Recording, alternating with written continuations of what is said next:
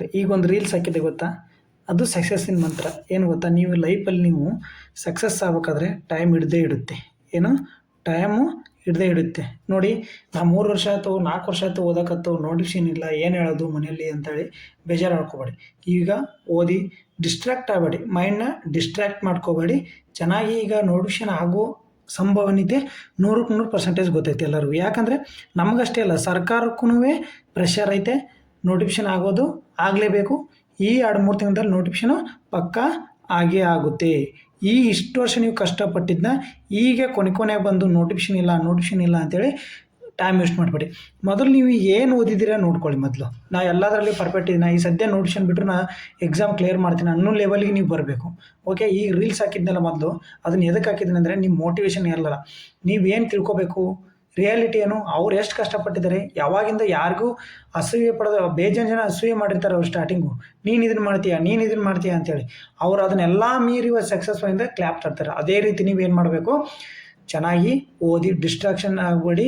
ಮೈಂಡ್ನ calm and consistency main, calm and consistency ಇರಲಿ. Okay, calm and consistency ನಿಮ್ಮದು ಮಂತ್ರ ಆಗಿರಬೇಕು. ಓದ್ಕೊಳ್ಳಿ, ಟೈಮ್ ವೇಸ್ಟ್ ಮಾಡಬೇಡಿ. Current affairs, mental ability, science, ಇವನ್ನೆಲ್ಲ ಮೊದಲು ಇವು 3 ಸಬ್ಜೆಕ್ಟ್ ಮೇನಾಗಿ ನೀವು ಕಾನ್ಸಂಟ್ರೇಟ್ ಮಾಡಿ ಚೆನ್ನಾಗಿ ಓದ್ಕೊಳ್ಳಿ. ಉಳ್ಕಿದ ಸಬ್ಜೆಕ್ಟೂ ಈಗೇನು ಟ್ರೆಂಡ್ ಐತೆ ಅದ್ರ ಪ್ರಕಾರ ಓದ್ಕೊಳ್ಳಿ. ಈಗ ನೀವು ಪಿ ಸಿ ಓದ್ತಾ ಇದ್ದೀರಾ, ತೆಗಿ 2024 ಪಿ ಸಿ ಜಸ್ಟ್ 24 ಮುಗಿದಿರತಕ್ಕಂಥ ಪಿ ಸಿ ಕ್ವಶನ್ ಪೇಪರ್ ತಗೋ. ಏನು ಟ್ರೆಂಡ್ ಮಾಡಿದ್ದಾರೆ, KA ತೆಗೆದಿದ್ದಾರೆ, ಏನು ಟ್ರೆಂಡ್ ಐತೆ. PSI ಪ್ರಿಪೇರ್ ಮಾಡ್ತಿದ್ದೀರಾ, PSI ತೆಗೀರಿ. 2024 KA ಎಕ್ಸಾಮ್ ನಡೆಸಿದ್ದಾರೆ, ಅದನ್ನು ತೆಗೀರಿ. ಓಕೆ, ನೀವು ಏನು ಮಾಡಬೇಕು ಅದನ್ನು ನೋಡಿ ಮೊದಲು. ಓಕೆನಾ, ನಾ ಹೇಳ್ತಿರೋದು ಒಂದೇ, ಟ್ರೆಂಡ್ ತಕ್ಕಂಗೆ ಓದಿ. ನೀವೇನು 1 ಲೈನರ್ ಬಿಟ್ಬಿಡಿ, 1 ಲೈನರು ಓದ್ಕೊಳೋದು ಬೇಡ. ಇನ್ ಡೆಪ್ತ್ ಆಗಿ ಓದ್ಕೊಳ್ಳಿ. ಏನೇ ಪರೀಕ್ಷೆಯಲ್ಲಿ ನೀವು ಎಕ್ಸಾಮ್ ಬಂದ್ರೂ, ನೀವು ಕ್ವಶನ್ ಬಂದ್ರೂ ಸಾಲ್ವ್ ಮಾಡ್ತೀನಿ ಅನ್ನೋ ಲೆವೆಲ್ಗೆ ಇವಾಗ ಓದ್ಕೋಬೇಕಾಗುತ್ತೆ ನೀವು. ಓಕೆನಾ, ನಾನು ಹೇಳ್ತೀನಿ ಕಾಮ್ ಆ್ಯಂಡ್ ಕನ್ಸಿಸ್ಟೆನ್ಸಿ ಮುಖ್ಯ. ಪರೀಕ್ಷೆಯಲ್ಲಿ ಕಾಮ್ ಆ್ಯಂಡ್ ಕನ್ಸಿಸ್ಟೆನ್ಸಿಯಾಗಿ ನೀವು ಸ್ಟಡಿ ಮಾಡಬೇಕಾಗುತ್ತೆ ಸ್ನೇಹಿತರೆ. ಈಗ ರೀಲ್ಸ್ ಹಾಕಿದ್ದು ಅದಕ್ಕೋಸ್ಕರನೇಯ. ಓಕೆ, ನೀವು ಚೆನ್ನಾಗಿ ಓದಿ. ಏನೇ ನಿಮಗೂ ತೊಂದರೆಗಳಿದ್ದರೆ, ಈ ಓದೋದಾಗ್ತಿಲ್ವ, ಯಾವ ಥರ ಓದಬೇಕಂತ ಕೇಳಿ ಕಮೆಂಟ್ ಬಾಕ್ಸಲ್ಲಿ ಹಾಕಿ. ಇಲ್ಲಿಕ ಪರ್ಸನಲ್ ಆಗಿ ಟೆಲಿಗ್ರಾಮಲ್ಲಿ ನಂಬರ್ ಐತೆ, ಅದರಲ್ಲಿ ನೀವು ಬೇಕಾದರೆ ಕಾಲ್ ಮಾಡಿ, ಇಲ್ಲ ಮೆಸೇಜ್ ಮಾಡಿ. ಯಾವುದೇ ರೀತಿಯ ಹಿಂಜರಿಕೆ ಬೇಡ, ನಿಮಗೆ ನಾನು ಸಲಹೆ ಕೊಡ್ತೀನಿ. ಓಕೆ, ಈಗ ಮೊದಲೇ ಕ್ವಶನ್ಗೆ ಬರೋಣ. ಓಕೆ ನೋಡಿ, ಇದು ಹಿಂದೂ ನ್ಯೂಸ್ ಪೇಪರ್ ಆಗಿರುತ್ತೆ. ಪ್ರಚಲಿತ ಘಟನೆಗಳು ನೀವು ತಿಂಗಳಾನು ಪೂರ್ತಿ ಒಮ್ಮೆಲೆ ಕುಂತು ಓದ್ತೀನಲ್ಲ, ಡೈಲಿ ಅಪ್ಡೇಟ್ ಇರಬೇಕು. ಓಕೆ ನೋಡಿ, ಇದು 708 ನಾನ್ HK FD ಎಕ್ಸಾಮ್ ನಡೀತಲ್ಲ, ಅದರಲ್ಲಿ ಕ್ವಶನ್ ಆಗಿರ್ತೈತೆ. ಅದು ಹೆಂಗೆ ಕ್ವಶನ್ ಆಗೈತೆ ನೋಡಿ. ಈ ಥರ ಕ್ವಶನ್ ಕೇಳಿಲ್ಲ ಅವರು. ಇದೇ ಸುಪ್ರೀಂ ಕೋರ್ಟ್ನ ಆಧಾರಿತ ಇಟ್ಕೊಂಡು ಒಂದು ಕ್ವಶನ್ ಕೇಳಿದ್ದಾರೆ. ಇವತ್ತಿಂದು ಆರ್ಟಿಕಲು ಹಿಂದೂ ಪೇಪರ್ನಾಗ ಬಂದೈತಿ. ನಾನು ಯಾವ ಕ್ವಶನ್ ಬಂದೈತೆ ಅನ್ನೋದು ಹೇಳ್ತೀನಿ ನೋಡಿ. ಇತ್ತೀಚೆಗೆ ಸುಪ್ರೀಂ ಕೋರ್ಟ್ನಲ್ಲಿ ನಡೆದ ವಿಚಾರಣೆಯ ಪ್ರಕಾರ ಮತದಾರ ಪಟ್ಟಿಯನ್ನು ಹೆಸರನ್ನು ಸೇರಿಸುವ ಅಥವಾ ತೆಗೆದುಹಾಕಲು ಯಾರಿಗೆ ಅಧಿಕಾರವಿದೆ ಅಂತೇಳಿ ಇವತ್ತಿನ ಆರ್ಟಿಕಲ್ನಿಂದ ಕ್ವಶನ್ ಇದು. ಯಾರಿಗೆ? ಜಿಲ್ಲಾ ಅಧಿಕಾರಿಗೆ ಇರುತ್ತಾ, ಚುನಾವಣೆ ನೋಂದಣಿ ಅಧಿಕಾರಿಗೆ ಇರುತ್ತಾ, ರಾಜ್ಯಪಾಲರಿಗೆ ಇರುತ್ತಾ, ಮುಖ್ಯಮಂತ್ರಿಗೆ ಇರುತ್ತಾ, ಯಾರಿಗೆ ಇರ್ತೈತೆ ಅಂದರೆ ನೋಡಿ, enter to the exam citizenship for the inclusion in the voters list the poll panel to SC supreme court ಅಂತ ಅರ್ಥ ನೋಡಿ. ಹಿಂದೂ ನ್ಯೂಸ್ ಪೇಪರ್ ಆರ್ಟಿಕಲ್ ಆಗಿರುತ್ತೆ. ಯಾರಿಗೆ ಹಂಗಂದರೆ ನೋಡಿ, ಇದಕ್ಕೆ ಸರಿಯಾದ ಉತ್ತರ ಬಂದ್ಬಿಟ್ಟು ಸ್ನೇಹಿತರೆ, ಚುನಾವಣಾ ನೋಂದಣಾ ಅಧಿಕಾರಿಗಳಿಗೆ. ನೋಡಿ, ಚುನಾವಣಾ ನೋಂದಣಾ ಅಧಿಕಾರಿ ಎಲೆಕ್ಷನ್ ಅಧಿಕಾರಿಗೆ, ಎಂಟರ್ಲೆಂಟ್ ಆಫೀಸರ್ಸ್ಗೆ ಇರುತ್ತೆ ಚುನಾವಣಾ ಅಧಿಕಾರಿ. ನೋಡಿದ್ರಿ ಎಕ್ಸ್ಪ್ಲನೇಷನ್ ನೋಡಿ. ಇದ್ರ ಯಾವ ಕ್ವಶನ್ ಆ ಕ್ವಶನ್ ಹಾಕಿದ್ದೀನಿ ವಿತ್ ಅದನ್ನ ಆನ್ಸರ್ ಹಾಕಿದ್ದೀನಿ. ಇಲ್ಲಿ ನೋಡಿ ಏನಂದರೆ ನೋಡಲಿ ವಿವರಣೆ ನೋಡಿ. ಜನಪ್ರತಿನಿಧಿ ಕಾಯ್ದೆ 1950 ಪ್ರಕಾರ, ಮತದಾರ ನೋಂದಣಿ ನಿಯಮಗಳು 1960 ಪ್ರಕಾರ ಒಬ್ಬ ವ್ಯಕ್ತಿ ಭಾರತದ ನಾಗರಿಕನೇ ಅಥವಾ ಅಲ್ಲವೇ ಎಂಬುದನ್ನು ನಿರ್ಧರಿಸಿ ಅವರನ್ನು ಮತದಾರ ಪಟ್ಟಿಗೆ ಸೇರಿಸುವ ಅಥವಾ ಪಟ್ಟಿಯಿಂದ ತೆಗೆಯುವ ಅಧಿಕಾರವನ್ನು ಚುನಾವಣಾ ನೋಂದಣಿ ಅಧಿಕಾರಿ ಎಲೆಕ್ಟ್ರಲ್ ರಿಜಿಸ್ಟ್ರೇಷನ್ ಆಫೀಸರ್ಗೆ ನೀಡಲಾಗಿದೆ ಎಂದು ಸುಪ್ರೀಂ ಕೋರ್ಟ್ ಸ್ಪಷ್ಟಪಡಿಸಿದೆ. ಯಾಕಂದರೆ ಇತ್ತೀಚೆಗೆ ಬಾಂಗ್ಲಾದೇಶದವರು ಪಶ್ಚಿಮ ಬಂಗಾಳದಲ್ಲೇ ನ್ಯೂಸ್ ಇರ್ತಕ್ಕಂಥದ್ದು. ಅದಕ್ಕೋಸ್ಕರ ನೋಡಿ, ಕ್ವಶನ್ ಆಗಿದೆ ನಮ್ಮದು 708. ಪಶ್ಚಿಮ ಬಂಗಾಳದಲ್ಲಿ ನಾವೇನು ಮಾಡಿದ್ವಿ ಇತ್ತೀಚೆಗೆ ಅಂದರೆ ಅಕ್ರಮ ವಲಸಿಗರು ನಮಗೆ ಕೊಟ್ಟಿದ್ದಾರೆ ಅಂತೇಳಿ ಇತ್ತೀಚೆಗೆ ಆಗಿತ್ತು. ಓಕೆನಾ, ಅದಕ್ಕೋಸ್ಕರ ಇದು ನ್ಯೂಸಲ್ಲಿ ಇರ್ತಕ್ಕಂಥದ್ದು. ನೋಡಿ ಹಂಗಾರೆ FDA ಕ್ವಶನ್ ಪೇಪರ್ದಲ್ಲಿ ಹೆಂಗೆ ಕ್ವಶನ್ ಕೇಳಿದೆ ನೋಡಿ, ಟ್ರೆಂಡ್ ಹೆಂಗಿದೆ ನೋಡಿ. ಟ್ರೆಂಡ್ ಏನು ಮಾಡಿದ್ದೇನೆ, ಹೇಳಿಕೆ ರೂಪದಲ್ಲಿ ಕೇಳಿದ್ದೇನೆ. ಇದನ್ನು ಯಾವ ಥರ ನೋಡಿ, ಹೇಳಿಕೆ ಮತದಾರ ಪಟ್ಟಿ ವಿಶೇಷ ಸಮಗ್ರ ಪರಿಷ್ಕರಣೆ SIR ನೋಡಿ ಇಲ್ಲೇನು SIR ಅಂತ ಬಂತೆ. SIR ಲಾಂಗ್ ಫಾರ್ಮ್ ಏನು ಗೊತ್ತಾ? ಸ್ಪೆಷಲ್ ಇಂಟೆನ್ಸಿವ್ ರಿವಿಷನ್ ಇದ್ರದ್ದು ಲಾಂಗ್ ಫಾರ್ಮು ಆಗಿರುತ್ತೆ. ಇದು ಏನಿದ್ರ ಅರ್ಥ ಅಂದ್ರೆ ವಿಶೇಷ ತೀವ್ರ ಪರಿಷ್ಕರಣೆ. ನೋಡಿ SIR ಏನು ವಿಶೇಷ ಸ್ಪೆಷಲ್ ಇಂಟೆನ್ಸಿವ್ ರಿವಿಷನ್ ಅಂದರೆ ವಿಶೇಷ ತೀವ್ರ ಪರಿಷ್ಕರಣೆ ಎಂಬ ಅರ್ಥ ಬರುತ್ತದೆ. ಮತದಾರ ಪಟ್ಟಿಯನ್ನು ಪರಿಷ್ಕರಿಸಲು ಬಳಸುವ ಪ್ರಕ್ರಿಯೆ ಇದು. SIR ಅಂದ್ರೆ ಏನು? ಪ್ರಕ್ರಿಯೆ. ಹಂಗಂದ್ರೆ ಇದು ನೋಡಿ ಕ್ವಶನ್ ಏನು ಕೇಳಿದಾನಂದರೆ ಮತದಾರ ಪಟ್ಟಿ ವಿಶೇಷ ಸಮಗ್ರ ಪರಿಷ್ಕರಣೆ ಸಂಬಂಧಿಸಿ ಈಕೆಯನ್ನು ಹೇಳಿಕೆ ಯಾವ ಹೇಳಿಕೆ ತಪ್ಪಾಗಿದೆ ಅಂತ ತಪ್ಪಾಗಿರೋದು ಅಂತ ನೋಡಿ ಭಾರತ ಚುನಾವಣಾ ಆಯೋಗವು ಪ್ರತಿ ವರ್ಷ ಈ ಪ್ರಕ್ರಿಯೆಯನ್ನು ನಡೆಸುತ್ತದೆ. ಹೌದಾ? ನೋಡಿ ಯಾವುದು? ಹೌದು, ಕರೆಕ್ಟ್. ಪ್ರತಿ ವರ್ಷವೂ ನಡೆಸುತ್ತೆ. 18 ವರ್ಷ ಮೇಲ್ಪಟ್ಟ ಹೊಸ ಮತದಾರರನ್ನು ಸೇರ್ಪಡೆಗೊಳಿಸಲಾಗುತ್ತದೆ. 18 ವರ್ಷ ಮೇಲ್ಪಟ್ಟ ಹೊಸ ಮತದಾರರನ್ನು ಹೆಸರನ್ನು ಸೇರ್ಪಡೆಗೊಳಿಸಲಾಗುತ್ತದೆ. ನೋಡಿ ಇದು ತಪ್ಪಿದು. ಪ್ರತಿ ವರ್ಷ ಆಗೋಲ್ಲ, ಇದು ಕರೆಕ್ಟ್. 18 ವರ್ಷ ಪ್ರತಿ ವರ್ಷ ನಾವು ಮಾಡ್ತೀವಿ. ಇದು ವಿದೇಶಿ ಅಕ್ರಮ ವಲಸಿಗರ ಹೆಸರನ್ನು ತೆಗೆದುಹಾಕುವ ಉದ್ದೇಶವನ್ನು ಹೊಂದಿದೆ. ಇದು ತಪ್ಪು ಸ್ನೇಹಿತರೆ. ಇದು ಸರಿಯಾದ ಉತ್ತರ, ಬಟ್ ಈ ಕ್ವಶನ್ಗೆ ತಪ್ಪು ಉತ್ತರ ಆಗುತ್ತೆ ಇದು. ನೋಡಿ ನಾನು ಇಷ್ಟೊತ್ತನ ನೀವು ಏನಿದೆ ಅಗಳು ಏನು ಹೇಳಿದ್ದು, ಯಾರು ಮಾಡ್ತಾರೆ ಎಲೆಕ್ಷನ್ ಆಫೀಸರ್, EFO ಅಂತ ಆಫೀಸರ್ ಬಂದರೆ ಅವ್ರು ಮಾಡ್ತಾರೆ ಇದನ್ನು. SIR ಅಂದರೆ ಟೋಟಲಿ ಸ್ಪೆಷಲ್ ಇದು. ನೋಡು, ಆಯಾ ರಾಜ್ಯ ಸರ್ಕಾರ ಒಪ್ಪಿದರೆ ಮಾತ್ರ ಭಾರತ ಚುನಾವಣಾ ಆಯೋಗ SIR ಅನ್ನು ನಡೆಸಬಹುದು. ತಪ್ಪು ಸ್ನೇಹಿತರೆ. ಅಂದರೆ ಇದು ಸರಿಯಲ್ಲ, ಇದು ತಪ್ಪು ಮತ್ತು ಒಂದೇ ತಪ್ಪು, ಇವು ಎರಡು ಸರಿಯಾದ ಉತ್ತರ. ಈ ಕ್ವಶನ್ ತಪ್ಪು ಹೇಳಿಕೆ ಅಂತ ಕೇಳಿದ್ದು ಸರಿಯಾದ ಉತ್ತರ ಆಪ್ಷನ್ 4 ಆಗುತ್ತೆ. ಬಟ್ ಇದು ಆಯಾ ರಾಜ್ಯ ಏನೂ ಇಲ್ಲ ಸ್ನೇಹಿತರೆ.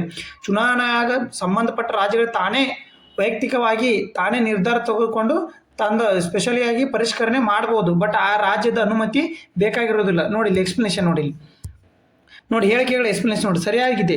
ಒಂದೇದು ನೋಡು, ಭಾರತದ ಚುನಾವಣಾ ಆಯೋಗವು ಪ್ರತಿ ವರ್ಷ ಮತದಾರ ಪಟ್ಟಿಯನ್ನು ಪರಿಷ್ಕರಣೆ ನಡೆಸುತ್ತದೆ. ನೋಡಿ ಇದು ಪ್ರತಿ ವರ್ಷ ESI election commission of India ನೋಡಿ 18 ವರ್ಷ ತುಂಬಿದ ಹೊಸ ಮತದಾರರನ್ನು ಸೇರಿಸುವುದು ಇದರ ಮುಖ್ಯ ಉದ್ದೇಶವಾಗಿದೆ. ಈ ಹೇಳಿಕೆಯೂ ಸರಿಯಾಗಿದೆ. ತಪ್ಪಾಗಿದೆ ನೋಡಿ, ಯಾವ ತಪ್ಪಾಗಿದೆ ನೋಡಿ. SSRನ ಪ್ರಾಥಮಿಕ ಉದ್ದೇಶ ಮತದಾರ ಪಟ್ಟಿಯನ್ನು ಅಪ್ಡೇಟ್ ಮಾಡುವುದು ಹೊರತು ಕೇವಲ ವಿದೇಶಿ ಅಕ್ರಮ ವಲಸಿಗರ ತೆಗೆದುಹಾಕುವ ಉದ್ದೇಶ ಮಾತ್ರ ಹೊಂದಿರುವುದಿಲ್ಲ. ತಪ್ಪು ಸ್ನೇಹಿತರೆ. ಇದು ಸ್ಪೆಷಲಿ ರಿವಿಷನ್ ಭಾಳ ಡೀಪಾಗಿ ಪರಿಷ್ಕರಣೆ ಮಾಡಿಸ್ತಕ್ಕಂಥ SIR ಇರ್ತಿದ್ದು. ವಲಸಿಗರ ಬಗ್ಗೆ ಇದು ತಲೆ ಕೆಡಿಸ್ಕೊಳ್ಳಲ್ಲ.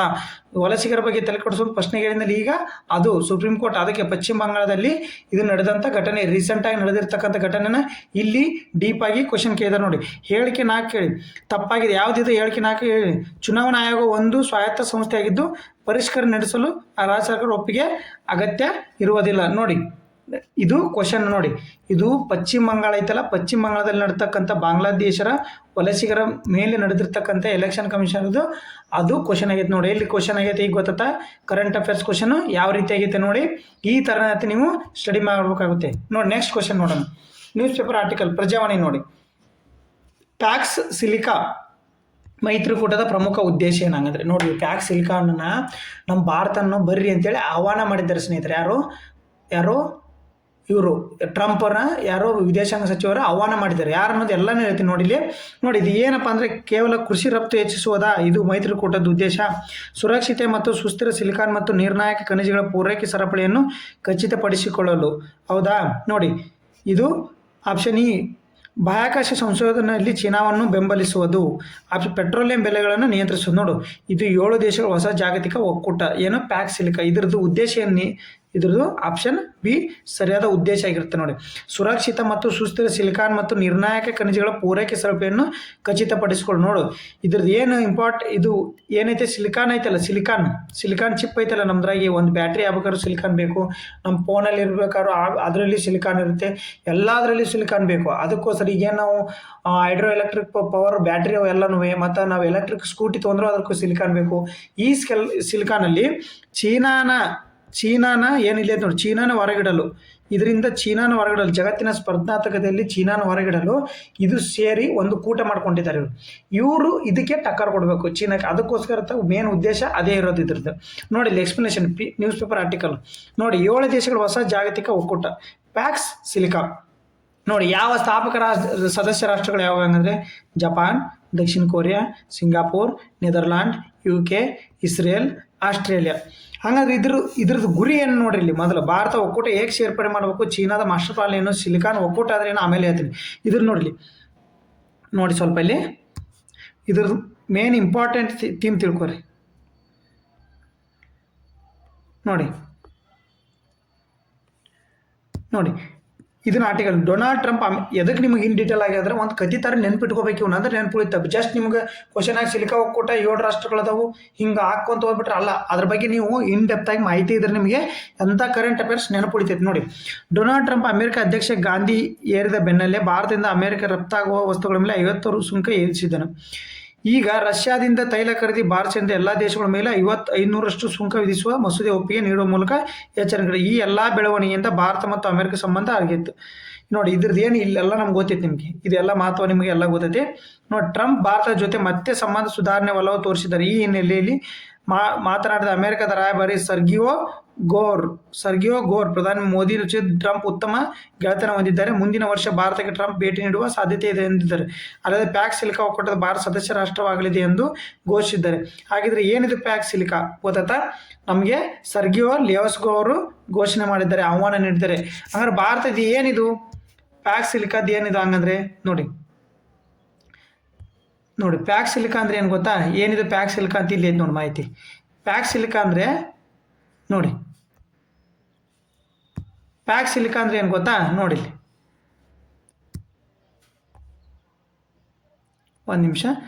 ಪ್ಯಾಕ್ ಸಿಲಿಕಾ ಅಂದ್ರೆ ನೋಡಿ, ಪ್ಯಾಕ್ ಸಿಲಿಕಾ ಎಂಬುದು ಸಿಲಿಕಾನ್ ಸೆಮಿಕಂಡಕ್ಟರ್ಗಳ ಮತ್ತು ಎಐಗಳ ಸುರಕ್ಷಿತ, ಸುಸ್ಥಿರ ಮತ್ತು ಆವಿಷ್ಕಾರ ಆಧಾರಿತ ಜಾಗತಿಕ ಸಪ್ಲೈ ಚೈನ್ ಸ್ಥಾಪಿಸಲು ಅಮೆರಿಕ ನೇತೃತ್ವದ ಆರಂಭಿಸಲಾದ ಒಕ್ಕೂಟ. ಈ ಅಲೈನ್ಸ್ ಟ್ರಂಪ್ ಆಡಳಿತದ ಆರ್ಥಿಕ ಭದ್ರತಾ ಕಾರ್ಯತಂತ್ರ ಮುಖ್ಯ ಅಂಶವಾಗಿದೆ. ಇದು ಚೀನಾದ ಮೇಲಿನ ಅವಲಂಬನೆಯನ್ನು ಕಡಿಮೆ ಮಾಡುವ ಮತ್ತು ಜಾಗತಿಕ ಚಿಪ್ ಉದ್ಯಮಕ್ಕೆ ಅದರ ಪ್ರಭಾವವನ್ನು ಎದುರಿಸುವ ಗುರಿಯನ್ನು ಹೊಂದಿದೆ. ಒಟ್ಟು ಚೀನಾನ ಈ ಸಿಲಿಕಾದಿಂದ ಉತ್ಪಾದನೆಯಿಂದ ಹೊರಗಿಡಲು ಅಂದರೆ ಅದರ ಮೇಲೆ ಡಿಪೆಂಡೆನ್ಸಿ ಕಡಿಮೆ ಮಾಡೋದು ಇದರ ಉದ್ದೇಶ ಆಗಿರುತ್ತೆ. ಓಕೆ, ಭಾರತ ಈ ಒಕ್ಕೂಟಕ್ಕೆ ಸೇರ್ಪಡೆ ಆಗುತ್ತೆ ಇಲ್ಲ ಅಂದರೆ ಮುಂದೆ ನೋಡೋಣ. ಇನ್ನೂ ಸೇರ್ಪಡೆ ಆಗಿಲ್ಲ. ಈ ಸ್ಥಾಪಕ ರಾಷ್ಟ್ರಗಳು ಯಾವುವು? 7. ಈ ಪ್ರೆಸೆಂಟ್ ಎಷ್ಟಿದಾವೆ ಅಂದರೆ 9 ಕಂಟ್ರಿ ಇದ್ರೊಳಗಡೆ ಇದು. ಓಕೆನಾ? ನೆಕ್ಸ್ಟ್ ನೋಡಿ, ನೆಕ್ಸ್ಟ್ ಕ್ವಶನ್ ನೋಡಿ. ಇದು ನ್ಯೂಸ್ ಪೇಪರ್ ಆರ್ಟಿಕಲ್ ಇತ್ತೀಚೆಗೆ, ಇದು ಪಕ್ಕಾ ಪಿಕ್ಸ್ ಕ್ವಶನ್, ಇದು ಬ್ರಿಕ್ಸ್ದು ಪಿಕ್ಸ್ ಕ್ವಶನ್ ನೋಡಿದ್ದು. ನಾನು ಮೊನ್ನೆ ನಿಮಗೆ ಹೇಳಿದ್ದೆ ಯಾವುದು, ನಾನು ಡಿಸೆಂಬರ್ ಮಾಡಿರ್ತಕ್ಕಂಥ ಕರೆಂಟ್ ಅಫೇರ್ಸಲ್ಲಿ 3 ಕ್ವಶನ್ ಬಂದು, ನಾನು ಜಸ್ಟ್ ಕರೆಂಟ್ ಅಫೇರ್ಸ್ ಸ್ಟಾರ್ಟ್ ಮಾಡಿದ್ದೆ ಡಿಸೆಂಬರ್ದಲ್ಲಿ. ಅದರಲ್ಲಿ 3 ಕ್ವಶನ್ ಬಂದಿದ್ದು. ಏನು? ಚಹಾ ತಣ್ಣಗಿನ ಬಿಸಿನೀರಲ್ಲಿ ಚಹಾ ತಣ್ಣಗಿನ ವಾತಾವರಣದಲ್ಲಿ ಬೇಗ ಏನು ತಂಪುಗೊಳ್ಳುತ್ತದೆ ಯಾಕೆ? ನಾನು 15 ಕ್ವಶನ್ ಹೆಂಗೆ ಹೇಳಿದ್ದೆ ಅಂದರೆ ತಣ್ಣನ ವಾತಾವರಣದಲ್ಲಿ ಏನಪ್ಪ ಅಂದರೆ ಬಿಸಿನೀರು ತಣ್ಣೀರಿಗಿಂತ ಮೊದಲೇ ಐಸ್ ಆಗುತ್ತೆ ಅಂತೇಳಿ ಅದನ್ನು ಹೇಳಿದ್ದೆ. ಓಕೆನಾ? ಇನ್ನೊಂದು ಭೂ ಪರಿವೀಕ್ಷಣಾ ಉಪಗ್ರಹ ಬಗ್ಗೆ ಇದೆ ನೋಡಿಬೇಕಾದ್ರೆ. EOS ಭೂ ಪರಿವೀಕ್ಷಣಾ ಉಪಗ್ರಹ ನಾ ಎಕ್ಸಾಮ್ಗಿನ ಮೊದಲೇ 2 ದಿವಸ ಮೊದಲೇ ಇದೆ. ಎಷ್ಟು? EOS 1 ಭೂ ಪರಿವೀಕ್ಷಣಾ ಉಪಗ್ರಹ ಅಂತ ಇದೆ. ಯಾವುದು? PSLV C-62 ರಾಕೆಟ್ ಮೂಲಕ ಉಡಾವಣೆ ಮಾಡಾಕಿದ್ದಾರೆ ಅಂತ ಹೇಳಿದ್ದೆ ನಾನು. ಓಕೆ, ಅದು ಕ್ವಶನ್ ಆಗಿತ್ತು ನೋಡಿ. ನಾನು ಇಷ್ಟು 3 ಪ್ರೂಫ್ ಅವು ಇವು ಬೇಡ, ನೋಡಿಬೇಕಾರೆ ಹೋಗಿ ಹಿಂದಿಲ್ಲಿ ಹಿಡಿಯೋದಾಗೆ ಇದೆ. ಪ್ರೂಫ್ ನಾನು ಮೊನ್ನೆ ಹಾಕಿದ್ದೀನಿ ನನ್ನ ಟೆಲಿಗ್ರಾಮಲ್ಲಿ. ನೋಡಿ ಸ್ನೇಹಿತರೆ, ಟೆಲಿಗ್ರಾಮಿಗೆ ಜಾಯ್ನ್ ಆಗಿ, ನಾನು ಟೆಲಿಗ್ರಾಮ್ ಲಿಂಕನ್ನು ಕೆಳಗೆ ಕೊಟ್ಟಿರ್ತೀನಿ. ಟೆಲಿಗ್ರಾಮಲ್ಲಿ ಜಾಯ್ನ್ ಆಗಿ ಅಲ್ಲಿ ಕ್ವಿಜ್ ಆಗ್ತಾ ಇರ್ತೀನಿ ನಾನು. ಕ್ವಿಜ್ನ ಅಟೆಂಡ್ ಮಾಡಿ. ಓಕೆ, ನೆಕ್ಸ್ಟ್ ಕ್ವಶನ್ ನೋಡಿ.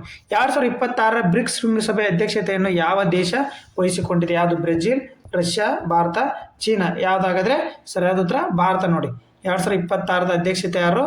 ಭಾರತ. ನೋಡಿ ಇದ್ರದ್ದು ಒಂದು ಇದು ಎದಕ್ಕೆ ನ್ಯೂಸಲ್ಲಿ ಐತೆ ಅಂದರೆ, ಭಾರತದಲ್ಲಿ ಬ್ರಿಕ್ಸ್ ಅಧ್ಯಕ್ಷತೆ ಹೊಸ ಲೋಗೋ ಥೀಮ್ ವೆಬ್ಸೈಟನ್ನು ಬಿಡುಗಡೆ ಮಾಡ್ಯಾರ ಸ್ನೇಹಿತರು. ಒಂದು ಲೋಗೋವನ್ನು ಬಿಡುಗಡೆ ಮಾಡ್ಯಾರ. ನೋಡಿ ಅದ್ರ ಬಗ್ಗೆ ಮೊದಲು ಬ್ರಿಕ್ಸ್ ಅಂದರೆ ಏನು, ಬ್ರಿಕ್ಸ್ ರಾಷ್ಟ್ರಗಳು ಯಾವುವು, ಸ್ಥಾಪಕ ರಾಷ್ಟ್ರಗಳು ಎಷ್ಟು ಅದಾವ ಅಂತ ತಿಳ್ಕೊಳ್ಳೋಣ. ನೋಡಿ, ನಾನು ಇನ್ನೂ ವಿಡಿಯೋದಾಗೂ ಹೇಳಿದ್ದೀನಿ almost. Brazil, Russia, India, China, south Africa, ಇವು ಏನು 5 ಸ್ಥಾಪಕ ರಾಷ್ಟ್ರಗಳು. 5 ಸ್ಥಾಪಕ ರಾಷ್ಟ್ರಗಳು. ಇದು ಬೈಲ್ಯಾಟ್ರಲ್ ವ್ಯಾಪಾರಕ್ಕೆ ಅನುವು ಮಾಡಿಕೊಡುವ ವ್ಯವಸ್ಥೆ ಬ್ರಿಕ್ಸ್ ಅಂದರೆ. ಗೊತ್ತದ? ಇದು ಬ್ರೆಜಿಲ್ ಜನಸಂಖ್ಯೆ 21 ಕೋಟಿ. ಒಟ್ಟು ಟೋಟಲ್ ಎಷ್ಟು? 40% ಜನಸಂಖ್ಯೆಯನ್ನು ಹೊಂದೈತಿ ಇದು. ಎಲ್ಲಿದು? ರಾಷ್ಟ್ರದ. ನೋಡಿ, ಬ್ರಿಕ್ಸ್ ಪ್ರಪಂಚ 40% ಸೇರಿ ಒಂದು ಒಕ್ಕೂಟ ಮಾಡಿಕೊಂಡು ದ್ವಿಪಕ್ಷೀಯ ವ್ಯಾಪಾರ ಒಪ್ಪಂದ ಆಗಿದೆ. ಇದು ಯಾವ ಸ್ಥಾಪನೆ ಆಯಿತು? ಬ್ರಿಕ್ಸು 2000ರಲ್ಲಿ ಮಾತುಕತೆಯಾಗಿ 2001ರಲ್ಲಿ ಸ್ಟಾರ್ಟ್ ಆಯಿತು. 2010ರಲ್ಲಿ ಏನಾಯಿತು? ದಕ್ಷಿಣ ಆಫ್ರಿಕಾ ಸೇರ್ಕೊಂತು. ಆವಾಗ 6 ರಾಷ್ಟ್ರಗಳದು. ಓಕೆ, ಆಮೇಲೆ ಈಗ 2024ರಲ್ಲಿ Saudi Arabia 7, Iran 8, Arab 9, Emirates ಏನು ಇಥೋಪಿಯಾ 10 ರಾಷ್ಟ್ರಗಳು ಆದವು. ಪ್ಲಸ್ 2024ರಾಗ ಎಷ್ಟದು? 2024ರ 4 ರಾಷ್ಟ್ರಗಳು ಸೇರಿ ಎಷ್ಟು ಟೋಟಲ್ ಈಗ 10 ಬ್ರಿಕ್ಸ್ ರಾಷ್ಟ್ರಗಳದಾವು. ಓಕೆ, ಬ್ರಿಕ್ಸ್ ಎಷ್ಟದಾವು? 10 ರಾಷ್ಟ್ರಗಳು ಇದ್ದಾವೆ. ಇದ್ರ ಲೋಗೋ ಈಗ ಇತ್ತೀಚೆಗೆ ಲೋಗೋ ಬಿಡುಗಡೆ ಮಾಡಿತ್ತು. ಹಂಗಾರೆ 2026ರ ಅಧ್ಯಕ್ಷತೆಯಲ್ಲಿ ನಮ್ದು ಹಮ್ಮಿಕೊಂಡೈತಲ್ಲ, ಅದರ ಥೀಮ್ ಏನು ಎಲ್ಲ ನೋಡ್ರಿ. ಭಾರತದ ಬ್ರಿಕ್ಸ್ ಹೊಸ ಲೋಗೋವನ್ನು ಥೀಮನ್ನು ವೆಬ್ಸೈಟ್ನಲ್ಲಿ ಬಿಡುಗಡೆ ಮಾಡೈತೆ. ಏನಿದ್ರ ಥೀಮು? ಉದಯೋನ್ಮೇಖ ಆರ್ಥಿಕತೆ ಒಕ್ಕೂಟವಾಗಿರೋ ಬ್ರಿಕ್ಸ್ನ ಈ ವರ್ಷ ಅಧ್ಯಕ್ಷತೆಯನ್ನು ಭಾರತ ವಹಿಸಿಕೊಂಡಿರೋದ್ರಿಂದ ಇದ್ರ ಥೀಮ್ ಏನಂದರೆ ನೋಡಿ ಇಲ್ಲಿ, ಇದರ ಥೀಮ್ ಏನಂದರೆ ಸ್ಥಿತಿಸ್ಥಾಪಕತ್ವ, ನಾವೀನ್ಯತೆ, ಸಹಕಾರ ಮತ್ತು ಸುಸ್ಥಿರತೆ ನಿರ್ಮಾಣ. ಇದ್ರದ್ದು ಥೀಮ್ ಆಗಿರುತ್ತೆ ನೋಡಿ. ಇದನ್ನ ಥೀಮ ಪಾಯಿಂಟ್ ಔಟ್ ಮಾಡ್ಕೊಳ್ಳಿ. ಓಕೆ, ಸ್ಥಿತಿಸ್ಥಾಪಕತ್ವ, ನಾವೀನ್ಯತೆ, ಸಹಕಾರ ಮತ್ತು ಸುಸ್ಥಿರತೆಗಾಗಿ ನಿರ್ಮಾಣ ಇದ್ರದ್ದು ಥೀಮ್ ಆಗಿರುತ್ತೆ. ಲೋಗೋ ಹೇಗಿದೆ ನೋಡಿ, ಕಮಲಾಕಾರದಲ್ಲಿರುವ ಬ್ರಿಕ್ಸ್ನ ಹೊಸ ಚಿಹ್ನೆ ಎಲ್ಲ 10 ರಾಷ್ಟ್ರಗಳ ಪ್ರತಿನಿಧಿಸುವ ಬಣ್ಣಗಳನ್ನು ಒಳಗೊಂಡಿದೆ ಮತ್ತು ಈ ಮೂಲಕ ಒಗ್ಗಟ್ಟನ್ನು ಪ್ರತಿನಿಧಿಸುತ್ತೆ. ನಡುವಿನಲ್ಲಿ ನಮಸ್ಕಾರ ಚಿತ್ರ ಐತೆ ನೋಡಿ. ನಡುವಿನಲ್ಲಿ ನಮಸ್ಕಾರ ಚಿತ್ರ ಇರೋದು ನಮ್ಮ ಭಾರತದ ಸಂಸ್ಕೃತಿಯನ್ನು ಒಳಗೊಳ್ಳೈತೆ. ಓಕೆನಾ, ಜಾಗತಿಕ ಸಾಮರಸ್ಯವನ್ನು ಸೂಚಿಸುವ ಎಂದು ಸರ್ಕಾರ ಹೇಳಿದೆ. ಇದ್ರ ಬಗ್ಗೆ ನೋಡಿ, ಬ್ರಿಕ್ಸ್ ಬಗ್ಗೆ ಒಂದು ಕ್ವಶನ್ ಮಿಸ್ ಆಗಬಾರ್ದು. ಆ ಥರ ನೋಡಿ, ಬ್ರಿಕ್ಸ್ ಬಗ್ಗೆ ಏನು ಮಿಸ್ ಆತಾಗಾದ್ರೆ ನೋಡಿ, ಏನು ಮಿಸ್ ಆಗಲಿಲ್ಲ. ಓಕೆ, 2011 ನಡೆದಿತ್ತು ಬ್ರಿಕ್ಸು, ಮತ್ತಿವಾಗ. ಓಕೆ, ನೆಕ್ಸ್ಟ್ ನೋಡಿ, ಭಾರತ ಪೋಲಿಯೋ ಮುಕ್ತ ದೇಶ ಎಷ್ಟು ವರ್ಷಗಳ ಪೂರೈಸಿದೆ ನೋಡಿ. 10 ವರ್ಷ, 12 ವರ್ಷ, 15 ವರ್ಷ, 20 ವರ್ಷ. ಯಾವುದಾದ್ರೆ ನೋಡಿ, ಆರ್ಟಿಕಲ್, ನ್ಯೂಸ್ ಪೇಪರ್ ಆರ್ಟಿಕಲ್ 15 ವರ್ಷ ಪೂರೈಸೈತೆ. ಓಕೆ, ನೋಡಿ ಹಂಗಾರೆ ಪೋಲಿಯೋ ಫಸ್ಟ್ ಯಾವಾಗ ಭಾರತದಲ್ಲಿ ಕೊನೆ ಪೋಲಿಯೋ ಪ್ರಕರಣ 2011 ಜನವರಿ 13 ಪಶ್ಚಿಮ ಬಂಗಾಳದಲ್ಲಿ ವರದಿಯಾಗಿದೆ ನೋಡಿ. ಅಂದಿನ ಹಿಂದಿವರೆಗೂ ಯಾವುದೇ ಹೊಸ ಪ್ರಕರಣಗಳು ಕಂಡು ಬಂದಿಲ್ಲ. ಓಕೆ, ನೋಡಿ ಇದು ಇಂಪಾರ್ಟೆಂಟ್. ಇದು ಈಗ ಚೀನಾ, ಭಾರತ ಮತ್ತು ಪಾಕಿಸ್ತಾನ ನಡೆದಿರ್ತಕ್ಕಂಥ ಏನು ಒಂದು ವಿವಾದಿತ ಪ್ರದೇಶವಾಗಿದೆ. ಯಾವುದು? ಶಕ್ಸಗಮ್ ಕಣಿವೆ ಪ್ರಸ್ತುತ ಯಾವ ದೇಶದ ನಡುವೆ ವಿವಾದಿತ ಪ್ರದೇಶ ಆಗಿದೆ? ಯಾವುದಾಗಾದ್ರೆ ಭಾರತ, ನೇಪಾಳ, ಭಾರತ ಮತ್ತು ಚೀನಾ, ಭಾರತ ಮತ್ತು ಭೂತಾನ್, ಭಾರತ ಮತ್ತು ಬಾಂಗ್ಲಾದೇಶ. ನೋಡಿ, ಇದು ನ್ಯೂಸ್ ಪೇಪರ್ ಆರ್ಟಿಕಲ್, ಇದು ವಿವಾದಿತ ಪ್ರದೇಶ. ಇದು ಪಕ್ಕ ಇಂಥವೇ ಕ್ವಶನ್ ಆಗೋದು. ಬ್ರೀಫ್ ಆಗಿ ನೋಡಬೇಕಾಗುತ್ತೆ ನೀವು ಎಷ್ಟು ಏನು ಅಂತೆ. ಭಾರತ ಮತ್ತು ಚೀನಾ ನೋಡಿ, ನ್ಯೂಸ್ ಪೇಪರ್ನೇ ಬಂದೈತೆ. ಇಲ್ಲಿ ನೋಡಿ, ಇದೇ ಸಕ್ಸಮ್ ಕಣಿವೆ ನೋಡಿ, ಇದೇ ಸಕ್ಸಮ್ ಕಣಿವೆ. ನೀವು ಯಾರೋ ಒಬ್ಬರು ಮ್ಯಾಪಲ್ಲಿ ತೋರಿಸ್ರಿ ಅಂತ ಇದ್ರಲ್ಲ, ಮ್ಯಾಪ್ ನೋಡ್ಕೊಳ್ಳಿ. ಸಕ್ಸಗಮ್ ಕಣಿವೆ ನೋಡಿ, ಇದು ಬಲೂಚಿಸ್ತಾನ, ಇದು ಪಾಕ್ ಆಕ್ರಮಿತ ಕಾಶ್ಮೀರ ಅಂತ ಕರಿತೀವಿ ನಾವು, POK. ಇಲ್ಲಿ ಚೀನಾ ಇದೆ, ಅಕ್ಷಯ್ ಚೀನಾ. ಇಲ್ಲಿ ಚೀನಾ ಇಲ್ಲಿಂದ ತಮ್ಮ ಏನು ಆ ರೋಡನ್ನು, ಅದು ಯಾವುದು ಒನ್ ರೋಡ್ ಒನ್ ಇನಿಷಿಯೇಟಿವ್ ಅಂತ ಐತಲ್ಲ, ಅದನ್ನು ಇಲ್ಲಿಂದ ಸ್ಟಾರ್ಟ್ ಮಾಡೋಕ್ಕೆ ಹೊಟ್ಟೈತಿ. 75 ಕಿಲೋಮೀಟ್ರ್ ರೋಡನ್ನು ಅಭಿವೃದ್ಧಿ ಮಾಡೈತೆ. ಅದಕ್ಕೋಸ್ಕರ ಈಗ ಭಾರತದ ಕಣ್ಣಿಗೆ ಗುರಿಯಾಗೈತೆ. ಓಕೆ, ನೋಡಿ ಇದ್ರದ್ದು ಎಕ್ಸ್ಪ್ಲನೇಷನ್ ನೋಡಿ. ಚೀನಾ ಜೊತೆ ಬಿಕ್ಕಟ್ಟು, ಪಾಕ್ ಚೀನಾ ಒಪ್ಪಂದದ ಕಾನೂನು ಬಾಹಿರ. ಎದು ನೋಡಿಲಿ, ಇನ್ನು ಪೂರ್ವ ಲಡಾಖ್ನ ದೀರ್ಘಕಾಲದ ಮಿಲಿಟರಿ ಬಿಕ್ಕಟ್ಟನ್ನು ಕೊನೆಗೊಳಿಸುವ ಭಾರತ ಚೀನಾ ನಿರಂತರ ಪ್ರಯತ್ನ ಮಾಡಿಕೊಂಡು ಇದರ ಬೆನ್ನಲ್ಲೇ ಕಾಶ್ಮೀರದ ಸಕ್ಸಗಮ್ ಕಣಿವೆ ಕುರಿತು 2 ದೇಶಗಳ ನಡುವೆ ವಿವಾದ ಏರ್ಪಟ್ಟಿದೆ. ಸಕ್ಸಮ್ ಕಣಿವೆ ಚೀನಾ ಮೂಲದ ಸೌಕರ್ಯ ಮತ್ತು ಅಭಿವೃದ್ಧಿ 10 ಮೀಟರ್ ಅಗಲ ಮತ್ತು 75 ಮೀಟರ್ ಉದ್ದದ ನೋಡಿ 75 ಮೀಟರ್ ಉದ್ದದ ಸರ್ವ ಋತು ರಸ್ತೆ ನಿರ್ಮಿಸಿದೆ. ಇದಕ್ಕೋಸ್ಕರ ಇದ್ರದ್ದು ವಿವಾದದಲ್ಲೈತಿ. ಇದ್ರ ಹಿಸ್ಟ್ರಿ ನೋಡಿ, ಏನು ಹಿಸ್ಟ್ರಿ ಆಗಾರೆ ನೋಡಿ, ಇದ್ರ ಹಿಸ್ಟ್ರಿ ನೋಡಿ.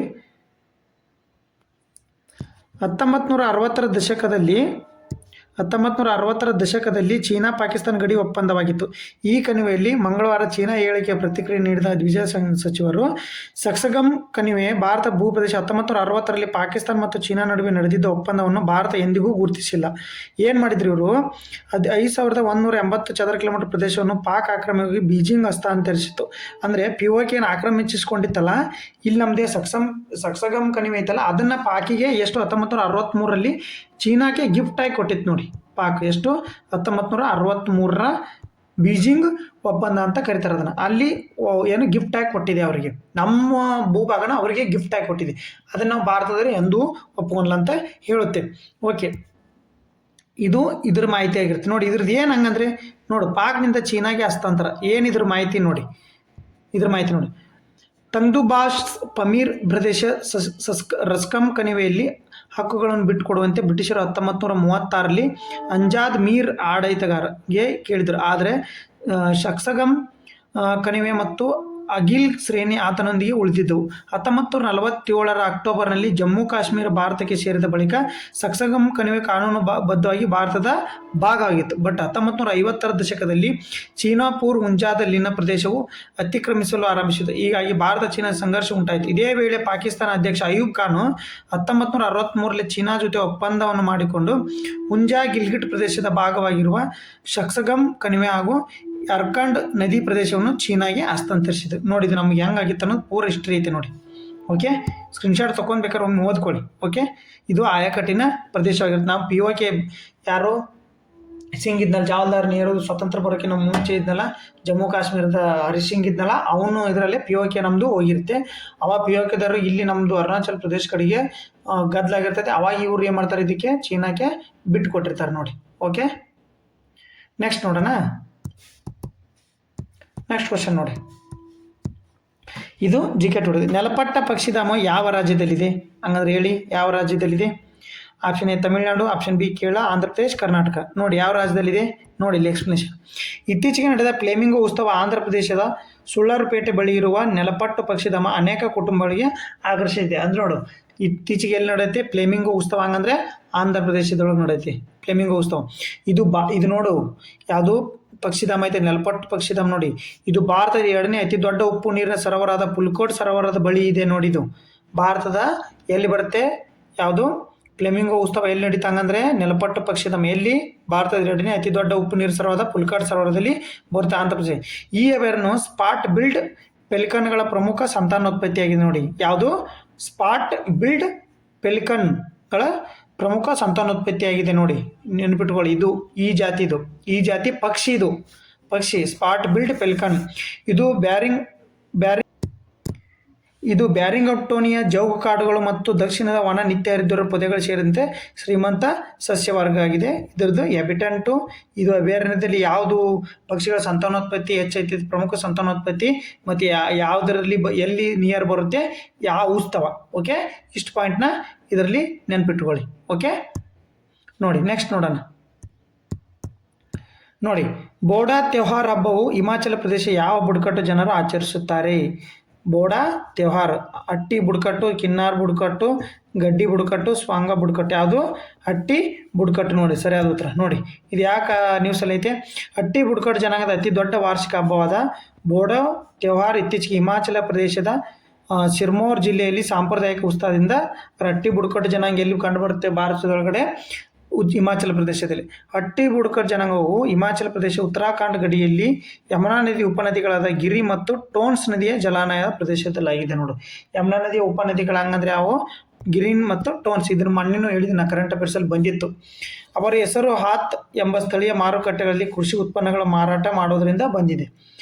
ಅವರು ಸಿರ್ಮೌರ್ ಟ್ರಾನ್ಸ್ ಗಿರಿ ಪ್ರದೇಶ ಮತ್ತು ಉತ್ತರಾಖಂಡದ ಜೌನ್ಸಾರ್ ಬಾವರ್ ಪ್ರದೇಶದಲ್ಲಿ ಹಂಚಿಕೆ ಸಂಪ್ರದಾಯಗಳೊಂದಿಗೆ ವಾಸಿಸ್ತಾರೆ. ಅವ್ರ ಹ್ಯಾಬಿಟೆಂಟ್. ಇದು ಯಾವ ನದಿ ಅಲ್ಲಿ ಮುಖಜ ಭೂಮಿಯಲ್ಲಿ ಬರ್ತಾರೆ ಅವರು? ಇದು ಎಲ್ಲಿ? ಹಟ್ಟಿ ಬುಡಕಟ್ಟೆಯಲ್ಲಿ ಬರ್ತದೆ, ಹಿಮಾಚಲ ಪ್ರದೇಶ ಸಿರ್ಮೌರ್ ಜಿಲ್ಲೆ. ಓಕೆ, ನೆಕ್ಸ್ಟ್ ಕ್ವಶನ್ ನೋಡಿ. ಜೀರೋಫೈಟ್ಸ್ ಎಂದರೇನು?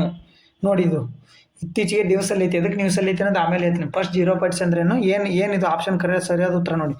ಹಸಿರು ಪಾಚಿಯ ಒಂದು ವಿಧ, ಹೊಸದಾಗಿ ಪತ್ತೆಯಾದ ಜೇಡ ಪ್ರಭೇದ, ವೈರಸ್ ಒಂದು ವಿಧ, ಕ್ಷುದ್ರಕರ. ನೋಡಿ ಇಲ್ಲಿ ಪಿಕ್ಚರಲ್ಲಿ ಕಾಣುತ್ತಲ್ಲ, ಇವ ಜೀರೋಫೈಟ್ಸ್. ಅವು ಪಾಪಸ್ಕಳ್ಳಿ ಅಂತೀವಿ ಗೊತ್ತಾ, ಅಲೋವಿರಾ ಪಾಪಸ್ಕಳ್ಳಿ ಗೊತ್ತಲ್ಲ, ಅವು ಜೀರೋಫೈಟ್ಸಿಗೆ ಉದಾಹರಣೆ ಆಗಿತ್ತು. ನೋಡಿ, ಇದೊಂದು ಹಸಿರು ಪಾಚಿಯ ಒಂದು ವಿಧ. ನೋಡಿ, ಮೊದಲು ಜೀರೋಫೈಟ್ಸ್ ಅಂದರೆ ಏನು ನೋಡ್ಕೊಳ್ಳಿ.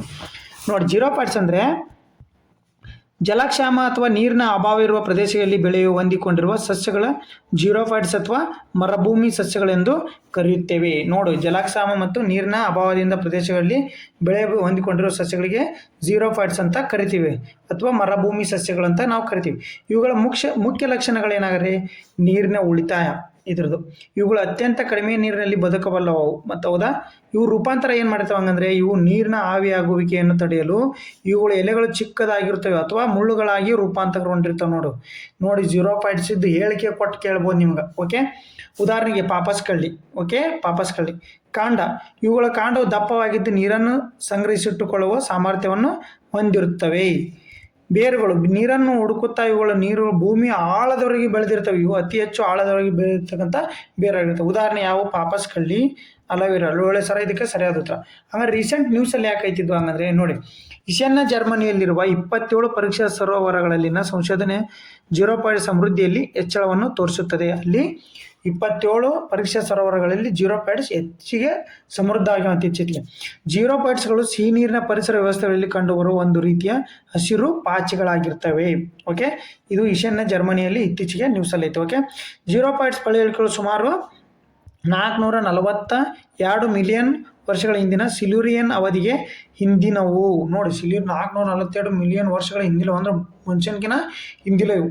ಈ ಅವಧಿಯ ಸಸ್ಯಗಳು ನೀರಿನಿಂದ ಭೂಮಿಗೆ ಸ್ಥಳಾಂತರಗೊಂಡಿರೋದನ್ನು ಗುರುತಿಸುತ್ತದೆ. ಮೊದಲು ಇವು ನೀರಲ್ಲಿ ಬೆಳೀತಿದ್ವು, ಆಮೇಲೆ ಭೂಮಿಗೆ ಹೊಂದಿಕೊಂಡು, ನೀರಿನ ಅಭಾವದಿಂದನೂ ಭೂಮಿಗೆ ಹೊಂದಿಕೊಂಡು ಅಂತೇಳಿ ವೈಜ್ಞಾನಿಕವಾಗಿ ಹೇಳ್ತಿದ್ದಾರೆ.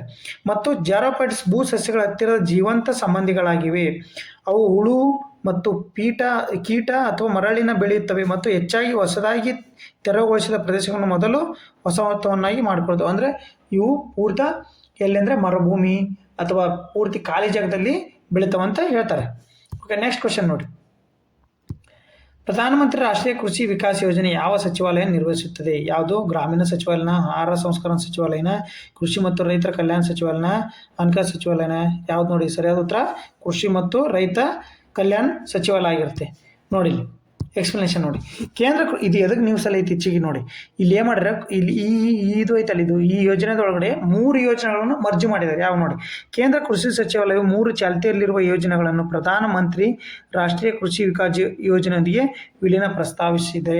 ನೋಡಿ, ಸಚಿವಾಲಯರು 3 ಚಾಲ್ತಿಯಲ್ಲಿರುವ ಯೋಜನೆಗಳನ್ನು ಇದ್ರ ಜೊತೆಗೆ ವಿಲೀನ ಮಾಡೋದು ಗೊತ್ತಾಯ್ತಾ? ಅದಕ್ಕೋಸ್ಕರ ನ್ಯೂಸಲ್ಲಿದೆ. ಪ್ರಧಾನಮಂತ್ರಿ ರಾಷ್ಟ್ರೀಯ ಕೃಷಿ ವಿಕಾಸ ಯೋಜನೆ ಇದು ಏನು ಉದ್ದೇಶ? ಕೃಷಿ ಮತ್ತು ರೈತರ ಕಲ್ಯಾಣ ಸಚಿವಾಲಯದ ಅಡಿಯಲ್ಲಿ ಕಾರ್ಯನಿರ್ವಹಿಸುತ್ತಾ. ಇದೇನು ಉದ್ದೇಶ ಹೊಂದಿರುತ್ತೆ ಅಂದರೆ, ಇದ್ರ ಉದ್ದೇಶ ನೋಡಿ, ಕೇಂದ್ರ ಪ್ರಾಯೋಜಿತ ಯೋಜನೆ ಆಗಿದ್ದು ಇದು ಕೃಷಿ ಬೆಳವಣಿಗೆಯನ್ನು ವೇಗಗೊಳಿಸಲು ಮತ್ತು ರೈತರ ಆದಾಯವನ್ನು ಸುಧಾರಿಸುವ ಗುರಿಯನ್ನು ಹೊಂದಿದೆ. ಇದರದ್ದು ಉದ್ದೇಶ ಆಗಿರುತ್ತೆ. ಓಕೆ, ಇದು ರಾಜ್ಯಗಳ ಸಾರ್ವಜನಿಕ ಹೂಡಿಕೆಯನ್ನು ಹೆಚ್ಚಿಸಲು, ಉತ್ಪಾದಕತೆಯನ್ನು ಹೆಚ್ಚಿಸಲು, ಕೊಯ್ಲಿನ ನಂತರ ನಷ್ಟವನ್ನು ಕಡಿಮೆ ಮಾಡಲು ಮತ್ತು ಬೆಳೆ ವೈವಿಧ್ಯೀಕರಣ ಉತ್ತೇಜಿಸಲು ಇದು ಏನು ಇದ್ರ ಉದ್ದೇಶ, ಮೇನ್ ಉದ್ದೇಶ ಇದು ರೈತರಿಗೆ ಹೆಲ್ಪ್ ಮಾಡುತ್ತೆ ಅಂತೇಳಿ ಇಲ್ಲಿ ಹೇಳ್ತಿದ್ದಾರೆ. ನೆಕ್ಸ್ಟ್ ನೋಡಿ,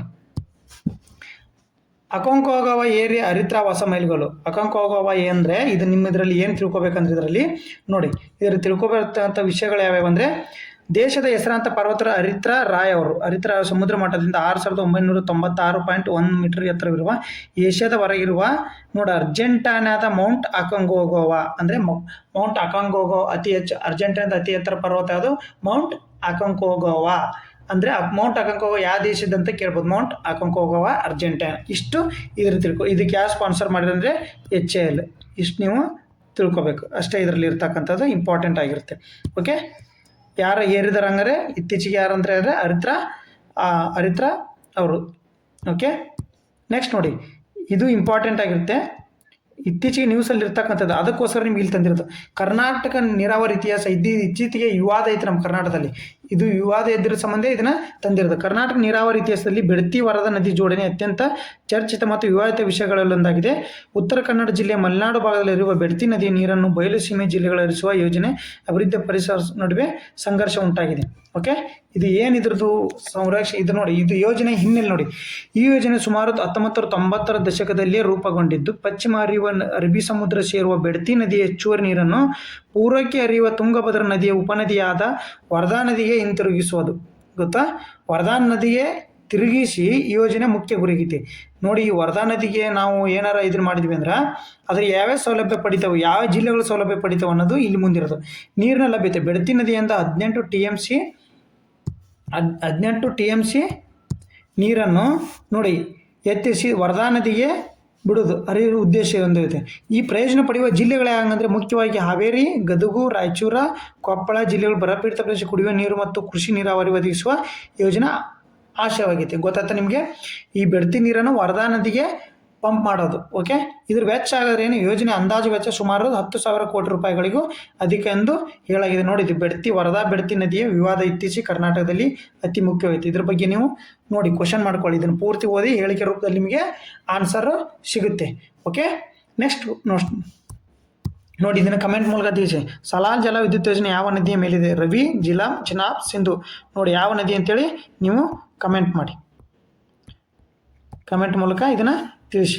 ಓಕೆ, ಥ್ಯಾಂಕ್ ಯು.